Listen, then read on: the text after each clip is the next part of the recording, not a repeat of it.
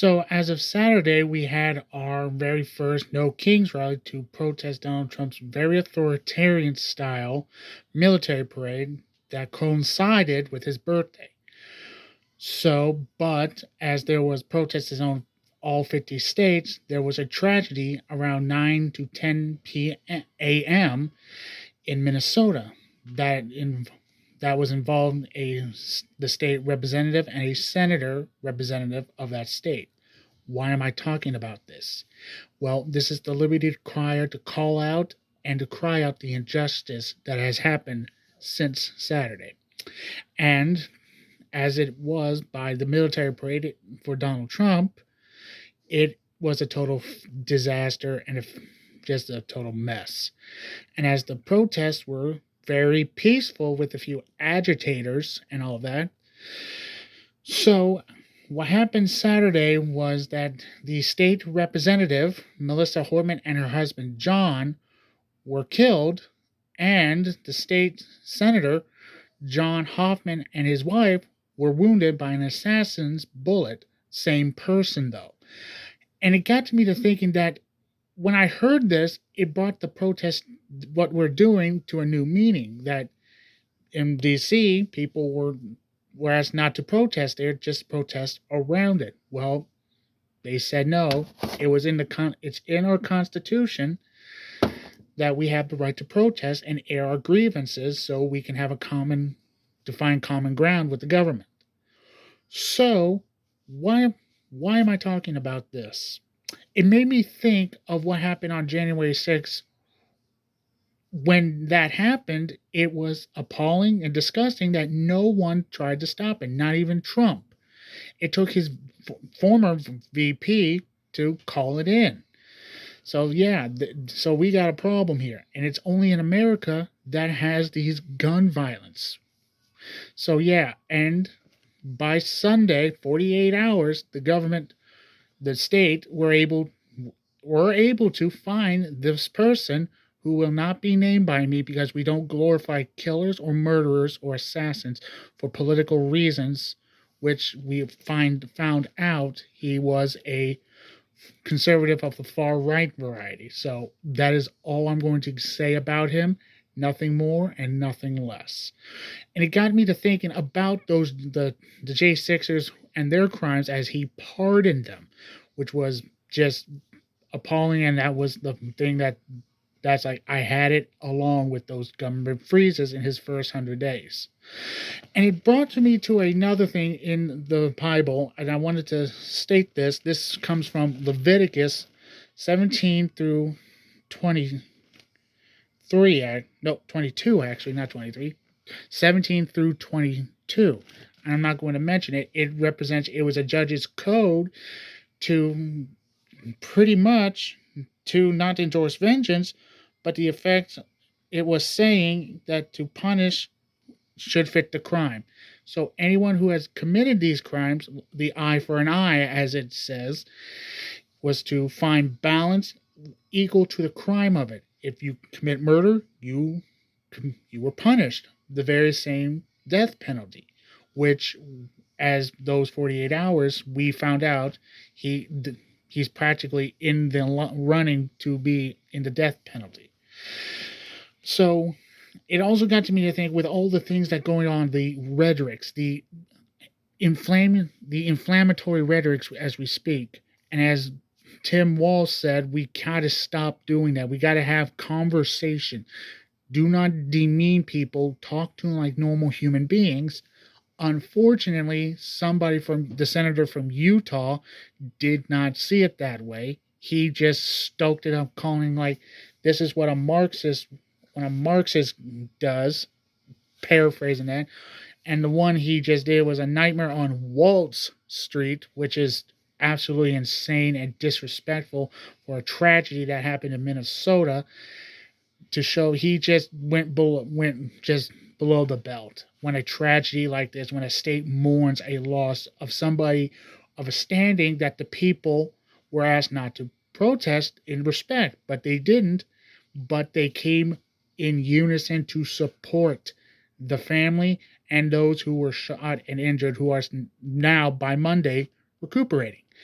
And it also states that we have to be very careful of that, because it also goes into Matthew chapter 38 verses 42 of chapter 5 of Matthew chapter 5 verses 38 through 42 states, as it, you have heard it was said, an eye for an eye, a tooth for a tooth.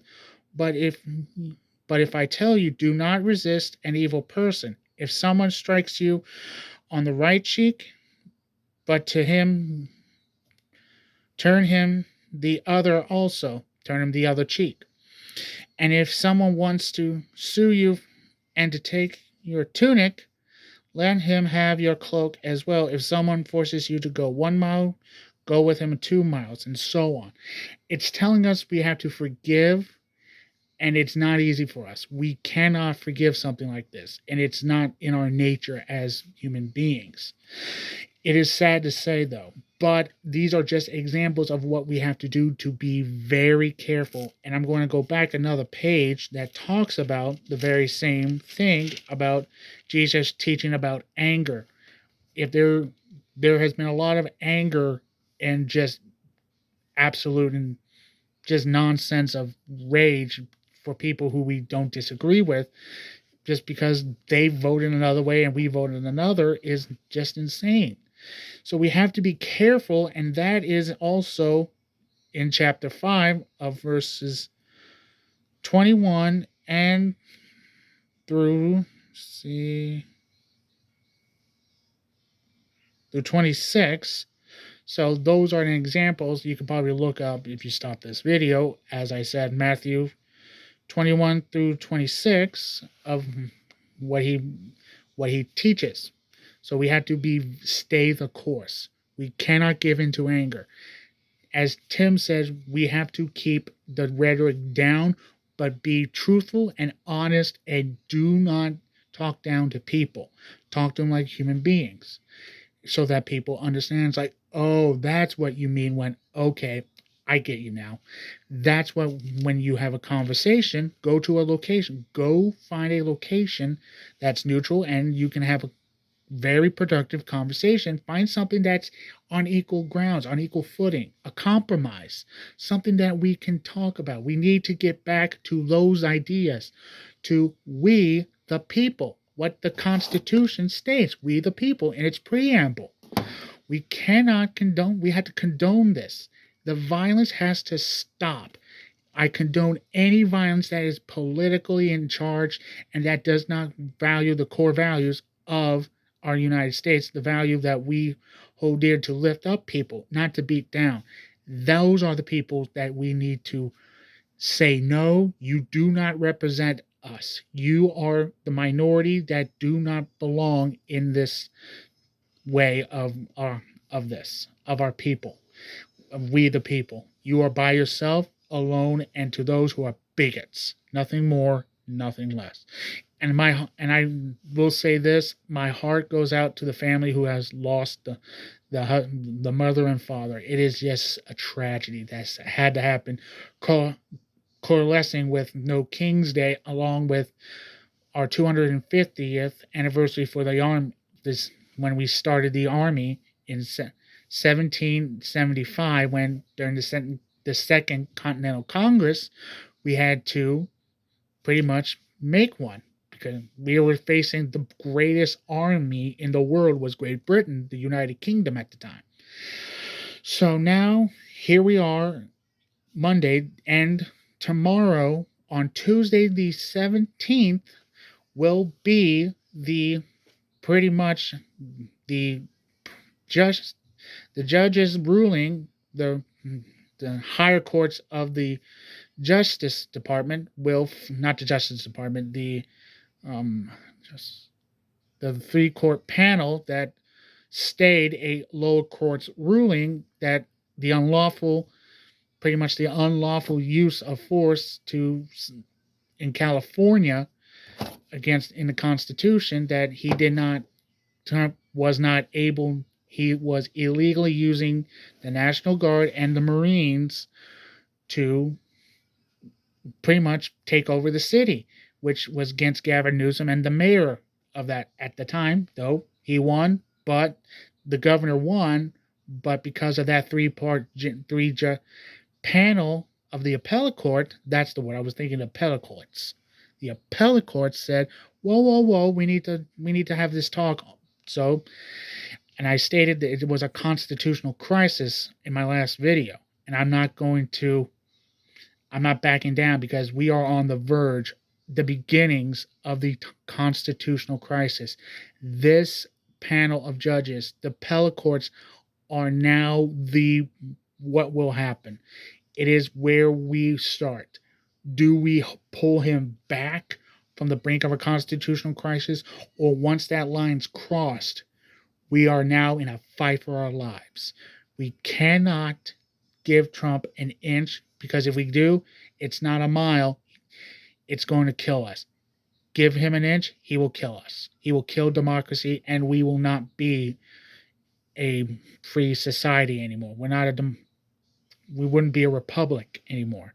We would be an authoritarian dictatorship, almost like other countries before us.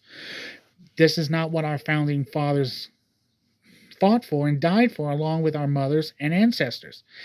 As Benjamin Franklin was asked, were we a republic or a monarchy? We are a republic, so long as we keep it. We must keep this. We have to keep it. As Biden says, the Statue of Liberty is standing alone against a tide that's just bashing against her to be that pillar of strength, bashing against the tides of chaos, just bashing, withering away. And if liberty goes, so will everything, and we will never be able to get it back. So I say to you that as the Liberty Crier, calling out, we must stay the course and continue fighting peacefully without violence. It won't be easy, as it is stated in the good book. We have to make sure we don't go beyond a line. There's a line we cannot cross. We must condemn any violence acted that are bad actors that will try to tell us like, hey, these guys are bad. No, we're trying to do something good to help you stop causing trouble. It is in our Constitution stating that we have the right to protest peacefully and to air our grievances to the government. That is our right, and they don't represent that. We the people, fight for democracy, fight for our liberties and rights that have been pretty much starting to be taken away from us bit by bit. We cannot take it anymore. We got to hold the line and fight where we can and how we do it peacefully. This is the Liberty Crier to say thank you for listening. Keep your head on a swivel, and liberty must be fought at all cost. It is a good thing. We must fight. It is a proud thing, and that is patriotism. Thank you for listening.